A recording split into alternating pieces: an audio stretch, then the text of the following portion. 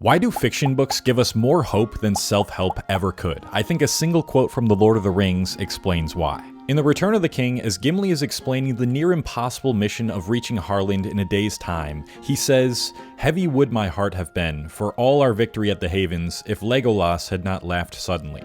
Up with your beard, Durin's son," he said, "for thus it is spoken. Oft hope is born when all is forlorn." At multiple points in the story, the Fellowship of the Ring is met with insurmountable odds. Their forces are drained, time is running out, or unexpected enemies block the road forward. But through it all, they find a way to bring themselves to a hopeful disposition. And it is in these darkest times, times that the reader can, in one way or another, relate to their own lives, that they discover a level of resilience previously unattainable. More often than not, we need a fantastical story such as The Lord of the Rings to remind ourselves how capable we are of overcoming the odds stacked against us. Because unlike self-help books, which rarely provide you a hopeless setting, fiction gives you an environment which should, by all means, induce despair. And yet, despite that, the characters almost always manage to find a way to keep moving forward and become the positive drivers of their fate. That extreme contrast of incredible anguish to epic victory is what really inspires us to change our own lives, and no art form provides that contrast better